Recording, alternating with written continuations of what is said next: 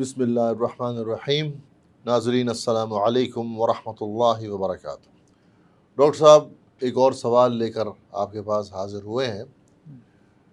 Doctor صاحب یہ فرمائیے کہ کیا ایک خلیفہ کی موجودگی میں اگر کوئی اور شخص حکمرانی کا اعلان کر دے تو کیا اس کی گردن اڑانا واجب ہے؟ بسم اللہ الرحمن الرحیم۔ ڈاکٹر صاحب یہ مقدمہ بھی مرزا صاحب نے قائم کرنے کی کوشش کی ہے۔ انہوں نے ایک روایت بیان کی صحیح مسلم کی، مرزا صاحب نے، یہ ہمارے سامنے ہے۔ اس میں یہ ہے کہ عبداللہ بن عمر بن العاص، یہ بھی حضرت امیر معاویہ کے ساتھیوں میں سے تھے رضی اللہ عنہ، تو یہ بیت اللہ کے سائے میں بیٹھے تھے، تو لوگوں کا ہجوم تھا، تو اس میں انہوں نے ایک روایت بیان کی حضرت عبداللہ بن عمر بن العاص نے رضی اللہ عنہ کہ آپ وسلم نے یہ کہا کہ میرے بعد جو ہے وہ اس طرح سے خیر اور پھر شر آئے گا، اور پھر اس طرح سے فتنوں کا دور آئے گا، تو اور یہ جو وقت ہے یہ بد سے بدترین ہوتا چلا جائے گا۔ اس میں آپ وسلم نے یہ بھی کہا ہے کہ اگر کوئی آدمی جو ہے وہ حکمران بن جائے تو اور دوسرا پھر اس پہ دعویٰ کرے حکمرانی کا، تو اس کی گردن مار دو۔ وہ یہ خلیفہ کی موجودگی میں دوسرا جو خلافت کا مدعی ہے اس کی گردن مار دو۔ تو یہ آپ وسلم نے کہا۔ تو اس ایک بندے نے کہا کہ آپ یہ بات بیان کر رہے ہیں، حضرت عبداللہ بن العاص سے کہا رضی اللہ کہ ایک خلیفہ کی موجودگی میں دوسرے کی گردن مار دو، اور خود آپ نے آپ وسلم سے سنا ہے، تو پھر آپ نے حضرت امیر معاویہ کا ساتھ کیوں دیا جبکہ حضرت علی رضی اللہ عنہ جو ہے وہ خلیفہ بن گئے تھے؟ اور پھر یہ ہے کہ حضرت امیر معاویہ رضی اللہ عنہ جو ہے، جو آپ کے چچا کے بیٹے ہیں، ان کے ریلیٹیو بھی تھے، رشتہ دار بھی تھے، تو وہ ہمیں یہ کہتے ہیں کہ جی حرام طریقے سے ہم ایک دوسرے کا مال کھائیں اور ایک دوسرے کو قتل بھی کریں۔ دیکھیں حضرت امیر معاویہ نے یہ نہیں کہا تھا، وہ بھی راوی نے مبالغہ کیا نا، کیونکہ اس کی ایفیلیشن دوسری پارٹی کے ساتھ تھی۔ یہ تو حضرت امیر معاویہ نے نہیں کہا تھا کہ ایک دوسرے کو مارنا شروع کر دو یا ایک دوسرے کا مال لوٹنا شروع کر دو۔ اس نے اصل میں تعویل کی۔ کس بات کی تعویل کی؟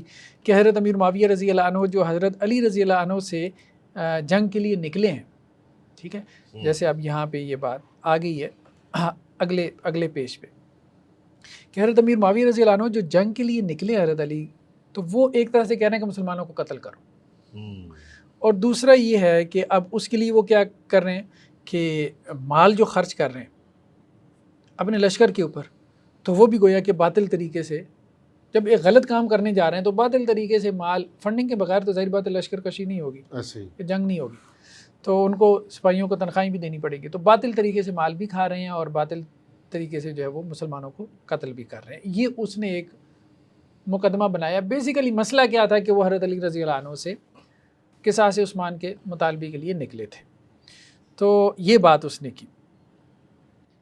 اچھا، اب یہاں پہ ہمارے سامنے یہ نہج البلاغہ کی جو ایک شرح ہے، اور اسی طرح سے خود نہج البلاغہ کے حوالے سے ایک حوالہ ہمارے سامنے موجود ہے، ٹھیک ہے۔ اس میں یہ بات ہے کہ حضرت علی رضی اللہ عنہ جو ہے وہ خلیفہ بن چکے، ٹھیک ہے، تو حضرت امیر معاویہ جو ہیں وہ ان کے خلاف جنگ لڑ رہے تھے، اور وہ اپنے لشکر کے اوپر اور سپاہیوں پہ مال خرچ کر رہے تھے، تو اس کو وہ کہہ رہے تھے کہ جی یہ ناجائز طریقے سے مال کھانا ہے، اور دوسرا جو ہے وہ قتل کرنے کا حکم دے رہے تھے، مطلب جو ان کے ساتھ جنگ تھی، تو یہ معاملہ تھا۔ خیر بہرحال اب ہم آتے ہیں اس بات کی طرف کہ اس بات کو ہم نے سمجھنا ہے کہ اس سے مراد کیا۔ ایک اور جو ہمارے سامنے حدیث ہے جس میں یہ ہے کہ آپ صلی اللہ علیہ وسلم نے یہ بات کہی کہ جس نے کسی امام کی بیعت کر لی اور اس کے ہاتھ پر اپنا ہاتھ مارا، جی، ہاتھ پہ ہاتھ دے دیا، ہاں، اور اپنے دل سے اس سے محبت کی، یعنی دل سے محبت کرنے سے مراد یہ کہ دل سے اس سے بیعت کی، دل سے حاکم مان لیا۔ ہاں، ایک ہوتا ہے جبرن بیعت کرنا، جی، تلوار کے دور پہ بھی بیعت لے لی جاتی ہے، تو ایک بندے نے کسی حکمران کی بیعت کر لی اور وہ بھی دلی رضامندی سے کی، جی، تو جہاں تک ہو سکے وہ اس کی اطاعت کرے، ٹھیک ہے، اور اگر وہ دوسرا شخص اس کے مقابلے میں آ کھڑا ہو تو دوسرے کی گردن اڑا دو۔ یہ اب دیکھیں اس حدیث نے واضح کر دیا، کیا واضح کیا کہ ایک بندے نے بیعت کی ہو اور وہ بھی دلی رضامندی سے بیعت کی ہو، پھر اگر وہ اس حکمران کے خلاف کھڑا ہو جائے یعنی اطاعت کا قلادہ اپنی گردن میں پہننے کے بعد اگر اس قلادے کو اتار پھینکے تو یہ بغاوت ہے، اس کو قتل کر دو۔ یعنی جو ایک دفعہ اطاعت کر چکا ہے، اطاعت کر چکا ہے۔ تو اب جیسے صحیح مسلم کی ایک روایت ہے ہمارے سامنے 1847 کہ آپ وسلم فرمائے امیر کا حکم سننا اور اس کی اطاعت کرنا۔ اب یہ صرف حضرت علی کے بارے میں نہیں ہے، سب کے بارے میں، ہر کسی کے بارے میں، ہر کسی کے بارے میں۔ چاہے تمہاری پیٹھ پر کوڑے مارے جائیں اور تمہارا مال چھین لیا جائے پھر بھی سننا اور اطاعت کرنا۔ تو یہ تو ہر کسی کے بارے میں ہے، یہ صرف حضرت علی رضی اللہ عنہ کا امتیاز نہیں ہے، یہ ہر کسی کے بارے میں ہے۔ لیکن یہ کب ہے؟ جب آپ نے اس کی بیعت کر لی، اور وہ بھی رضامندی سے بیعت کر لی۔ تو ایک اور روایت ہے صحیح مسلم کی 1848، اس میں کیا ہے؟ آپ صلی اللہ علیہ وسلم نے 3 صورتیں بیان کی۔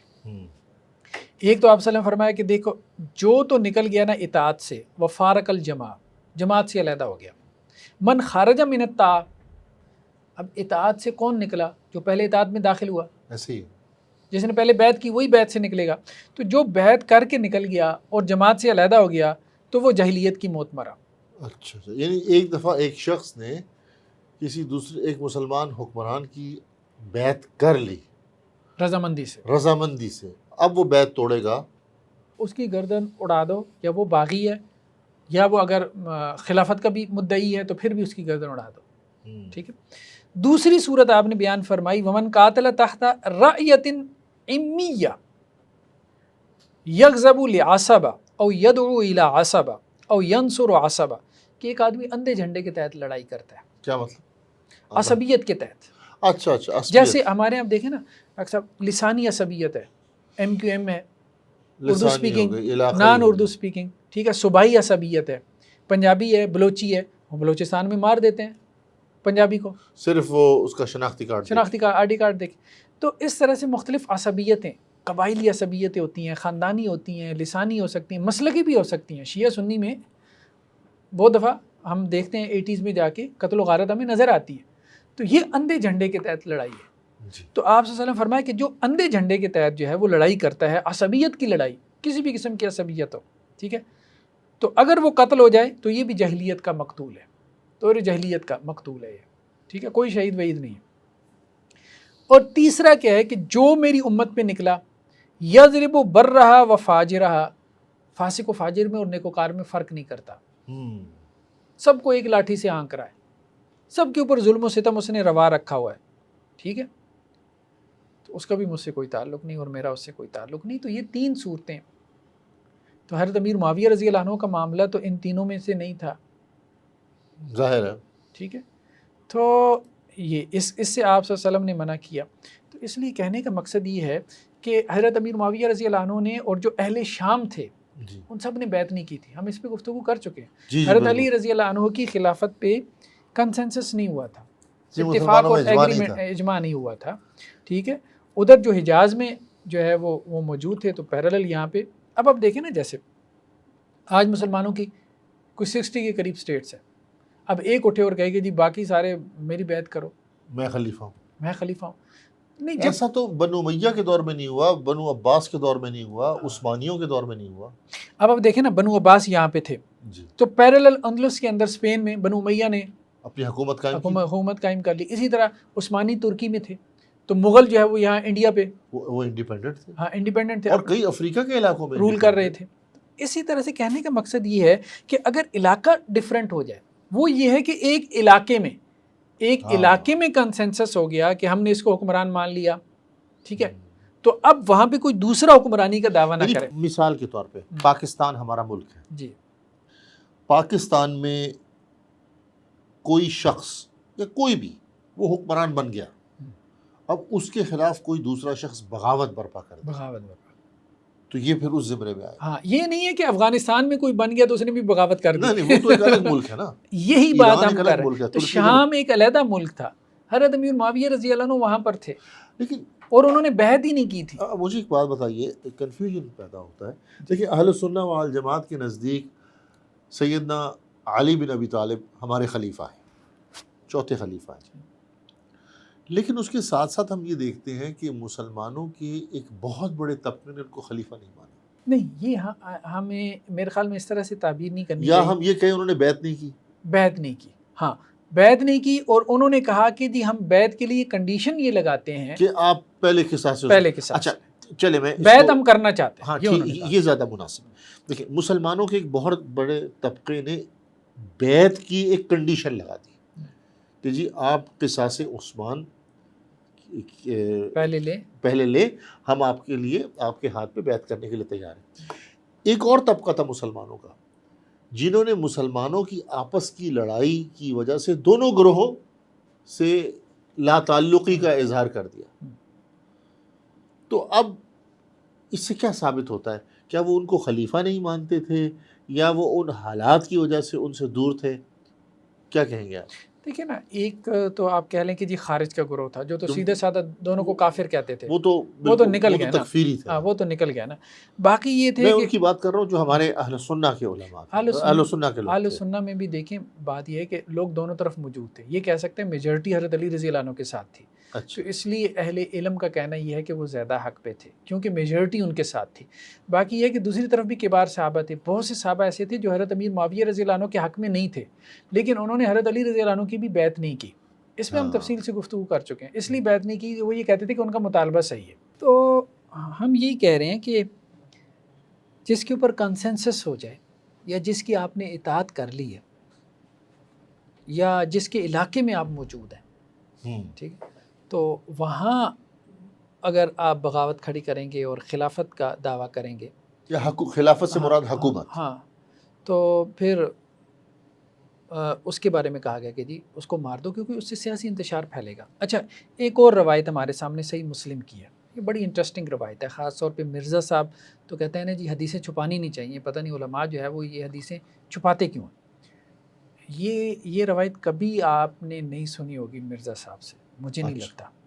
اگر مرزا صاحب نے یہ روایت بیان کی ہے نا تو ضرور کوئی نیچے ان کے فالوور کمنٹ میں بیان کریں جی تو بڑی انٹرسٹنگ بات ہے کہ اگر انہوں نے یہ روایت بیان کی ہے ٹھیک ہے۔ مرزا صاحب نے صحیح مسلم کی ہے 1851، یہ حضرت عبداللہ ابن عمر سے روایت ہے رضی اللہ عنہ، اور ان کو بھی بڑا نقل کرتے ہیں مرزا صاحب عبداللہ بن عمر، حضرت عبداللہ بن عمر کو۔ یزید بن معاویہ کا دور حکومت ہے اور حرا کا واقعہ معروف واقعہ مدینہ کے اوپر جو معاملہ ہوا، ٹھیک۔ تو مدینہ میں جن لوگوں نے بغاوت کی تھی نا ان میں ایک بندے کا نام تھا عبداللہ بن مطیع۔ عبداللہ بن مطیع، ٹھیک ہے، یہ تابعی تھے۔ ہاں یزید کی حکومت کے خلاف انہوں نے بغاوت کی تھی، لیکن عبداللہ بن مطیع تابعی تھے نا۔ جی۔ تو حضرت عبداللہ ابن عمر رضی اللہ عنہ ان کے پاس آئے تو انہوں نے بڑی عزت سے کہا کہ گدا وغیرہ بچھاؤ ان کے لیے۔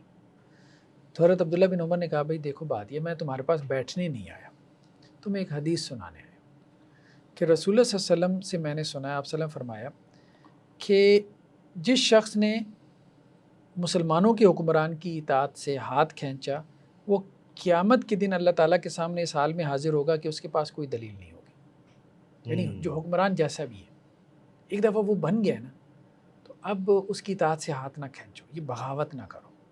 یہ حضرت عبداللہ بن عمر نے عبداللہ بن مطیع کو کہا، اور جو شخص اس حال میں مرا کہ اس کی گردن میں کسی کی بیعت نہیں تھی تو وہ جاہلیت کی موت مرے گا۔ تو یہ وہ بات تھی جس کو حضرت عبداللہ بن عمر رضی اللہ عنہ نے سمجھانے کی کوشش کی کہ خلیفہ جو ہے حضرت علی تو کو جا، یزید جیسا بھی اگر کوئی حکمران ہوگا، ٹھیک ہے، تو وہاں پہ بھی اگر اس کے علاقے میں، اور اس عبداللہ بن مطیع نے اس کی بیعت کی ہوئی تھی، یہ لوگ پہلے گئے تھے یزید کے پاس، اس کی بیعت کر کے آئے تھے اور واپس میں آ کے انہوں نے اس کے بارے میں یہ معروف کر دیا کہ جی وہ ایسا ایسا ہے، زانی ہے، شرابی ہے، ٹھیک ہے، بغاوت کھڑی کر دی۔ تو اس پہ حضرت عبداللہ بن عمر نے سمجھایا رضی اللہ عنہ کہ یہ ٹھیک نہیں ہے، ایک دفعہ اس سے بیعت کر کے آ گئے ہو اور اب پیچھے آ کے یہ بغاوت کھڑی کرنا اور اس کے علاقے میں، تو یہ ایسا فساد ہے کہ اس کی تمہارے پاس کوئی دلیل نہیں ہے، قیامت والے دن تمہارے پاس کوئی دلیل نہیں ہے، تو تم جاہلیت کی موت مرو گے۔ تو یہ اصل میں وہ بات تھی۔ تو حضرت علی رضی اللہ عنہ کی بیعت ہی نہیں کی تھی حضرت امیر معاویہ رضی اللہ عنہ نے، بلکہ یہ صحیح مسلم کی ایک اور روایت ہے ہمارے سامنے کہ آپ صلی اللہ علیہ وسلم فرمایا جب تمہارا نظام حکومت ایک شخص کے پاس ہو، اتھارٹی ایک بندے کے پاس ہے، پھر کوئی تمہارے اتحاد کی لاٹھی کو توڑنے یا تمہاری جماعت کو منتشر کرنے کے ارادے سے آگے بڑھے تو اسے قتل کر دو۔ یعنی تم جمع ہو گئے نا ایک بندے پہ. امرکم جمیع علی رجل واحد, ایک بندے پہ تم سب جمع ہو گئے اس کی خلافت پہ. اب اگر کوئی آتا ہے اتحاد کو پارا پارا کرنا چاہتا ہے, اس کو قتل کر دو, اس کا قتل جائز ہے.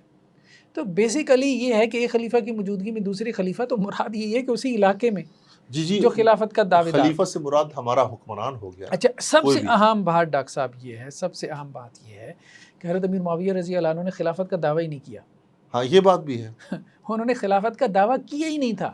تو پھر یہ ان کو باغی کیوں کہتے ہیں؟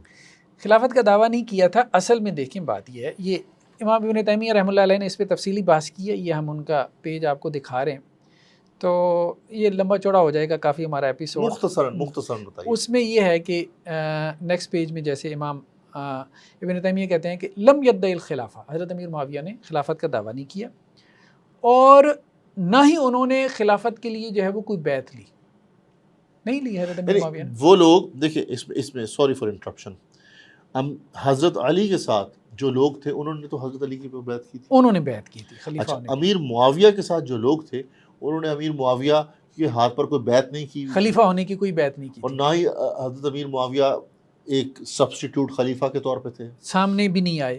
نہ حضرت امیر معاویہ نے کہا کہ میں خلیفہ ہوں, نہ لوگوں نے ان کی بطور خلیفہ بیعت کی, ٹھیک ہے, اور نہ ہی انہوں نے حضرت علی سے اس بات پہ قتال کیا کہ میں خلیفہ ہوں. تو اللہ کے رسول نے کیا کہا, ایک خلیفہ ہو دوسرا خلافت کا دعوے دار ہو تو اس کو قتل کر دو, تو انہوں نے دعوے نہیں کیا, سارا مقدمہ ہی دھبڑدوس ہو جاتا ہے. اچھا, پھر یہ بات ہے کہ نہ ہی انہوں نے یہ کہا حضرت امیر معاویہ نے رضی اللہ عنہ کہ میں خلافت کا مستحق ہوں, یہ بھی نہیں کہا. اچھا, یہ سارے اچھا ساری بات یہ ہے کہ حضرت امیر معاویہ رضی اللہ عنہ سے جب پوچھا جاتا تھا کہ خلافت کا کون حقدار ہے تو وہ کہتے تھے حضرت علی. وہ یہ بھی کہہ دیتے تھے, لیکن وہ یہ کہتے تھے کہ مجھے. اچھا آگے چلیں. حضرت امیر معاویہ اور ان کے ساتھیوں نے حضرت علی سے قتال میں پہل بھی نہیں کی, یعنی وہ لڑنے بھی نہیں گئے. اب آپ دیکھیں نا, سارے پوائنٹس اگر جمع کیے جائیں, وہ لڑنے ہوا کیا ہے کہ حضرت امیر معاویہ نے کہا بیعت نہیں کریں گے بس, یعنی میں خلیفہ نہیں ہوں, خلافت کا مستحق نہیں ہوں, میں خلافت کی بیعت نہیں لے رہا, لیکن میں بیعت نہیں کروں گا, کیوں نہیں, جب تک آپ کے سانس نہیں لیں گے.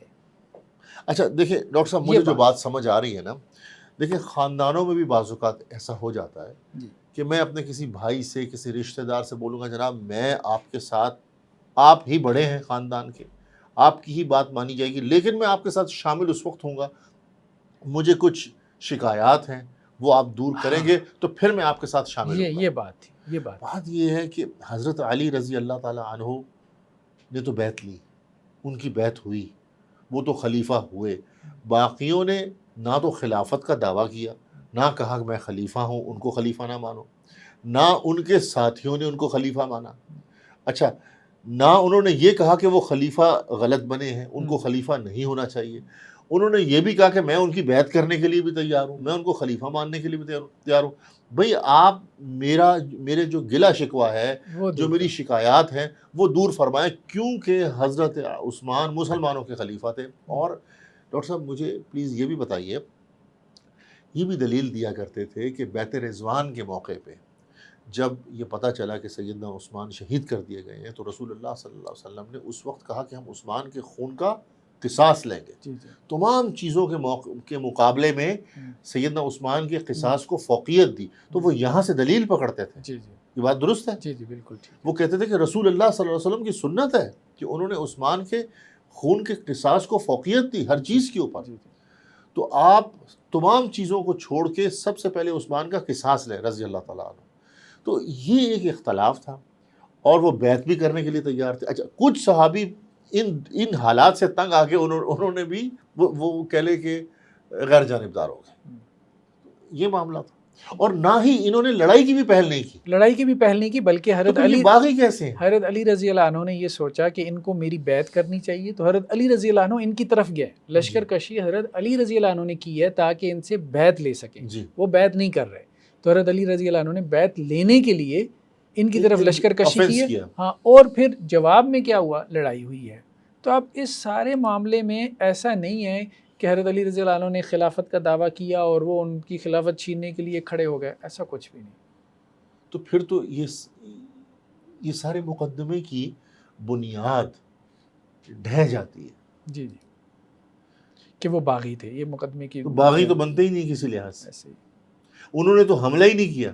حملہ نہیں. دیکھیں باغی تو آپ اس کو کہیں گے نا کہ ایک شخص کسی علاقے کا حکمران ہے، مثال کے طور پہ پاکستان کا، اور کوئی دوسرا گروہ یہاں پر بغاوت کھڑی کر دے کسی علاقے کے اندر کہ جی فلانا علاقہ میں الگ کر رہا ہوں، آزاد ریاست بنا رہا ہوں، یا میں اسلام آباد کے اوپر چڑھائی کر کے قبضہ کر کے یہاں پر اپنی حکومت قائم کرنا چاہتا ہوں، اسی کو آپ باغی بولیں گے نا. تو ایسا تو کچھ بھی نہیں، مطلب ان کا تو ایسا کوئی حساب کتاب ہی نہیں تھا. ایسے لیکن اس کے ساتھ ساتھ اگر دو مختلف علاقوں میں مسلمانوں کے دو الگ حکمران ہوں، دو مسلمان کنٹریز ہوں، تو اس کو بھی ہم باغی کے زمرے میں نہیں لائیں گے. اور علماء نے ایسا کچھ بھی نہیں کہا، جیسے بنو امیہ کے دور میں یا بنو عباس کے دور میں اندلس میں امویوں نے اپنی حکومت قائم کر لی تھی وہاں پہ، اسی طرح عثمانیوں کے دور میں ممالک الگ تھے، اور افریقہ وغیرہ کے علاقوں میں ادھر مغل وغیرہ، تو جی ایسے ہی اس کا اطلاق ادھر بھی نہیں جی ہوتا. جی ایسے ہی. ٹھیک ٹھیک ہے، جزاک اللہ الخیر، تھینک بہت یو ویری شکریہ مچ، ڈاکٹر صاحب. السلام علیکم ورحمۃ اللہ. السلام.